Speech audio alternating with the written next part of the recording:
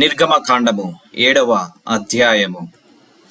కాగా యెహోవా మోషేతో ఇట్లనెను, ఇదిగో నిన్ను ఫరోకు దేవునిగా నియమించి తిని, నీ అన్న అహరోనును నీకు ప్రవక్తగా నుండును.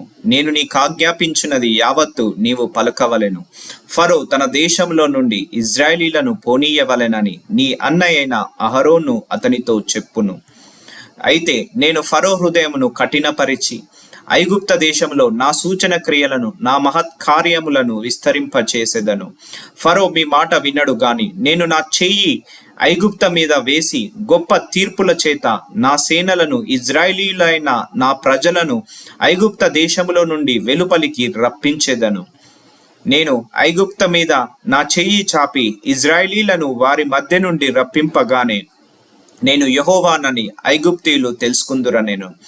మోషే అహరోనులు యెహోవా తమకు ఆజ్ఞాపించినట్లు చేసిరి, అలాగుననే చేసిరి. వారు ఫరోతో మాటలాడినప్పుడు మోషేకు 80 ఏండ్లు, అహరోనుకు 83 ఏండ్లు.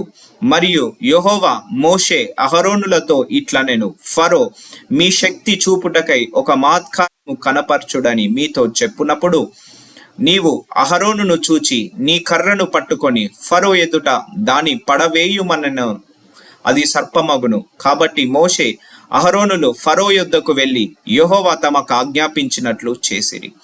అహరోను ఫరో ఎదుట అతని సేవకుల ఎదుటను తన కర్రను పడవేయగానే అది సర్పమాయెను.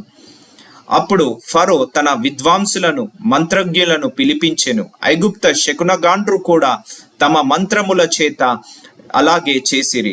వారిలో ప్రతివాడును తన కర్రను పడవేసినప్పుడు అది సర్పమాయెను గాని అహరోను కర్ర వారి కర్రలను మింగివేయగా యెహోవా చెప్పినట్టు ఫరో హృదయము కఠినమాయెను గనుక అతడు వారి మాట వినకపోయెను. తరువాత యెహోవా మోషేతో ఇట్లనెను, ఫరో హృదయము కఠినమైనది, అతడు ఈ ప్రజలను పోనీయనొల్లడాయెను.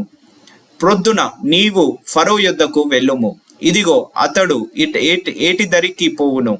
నీవు అతనిని ఎదుర్కొనుటకు ఏటి ఎడ్డున నిలిచి పాముగా చేయబడిన కర్రను చేతపట్టుకొని అతన్ని చూచి అరణ్యమందు నన్ను సేవించుటకై నా ప్రజలను పోనిమ్మని ఆజ్ఞాపించుటకు గాను హెబ్రీల దేవుడైన యెహోవా నన్ను నీ యొద్దకు పంపెను. నీవు ఇదివరకు వినకపోతివి. కాగా యెహోవా ఆజ్ఞ ఏదనగా నేను యెహోవానని దీన్ని బట్టి నీవు తెలుసుకుందువని యెహోవా చెప్పుచున్నాడు. ఇదిగో నా చేతిలోనున్న ఈ కర్రతో నేను ఏటి నీటిని కొట్టుదును, అది రక్తముగా మార్చబడును. ఏటిలోని చేపలు చచ్చును, ఏరు కంపు కొట్టును. ఏటి నీళ్లు త్రాగుటకు ఐగుప్తీయులు అసహ్యపడుదురని చెప్పుమనెను.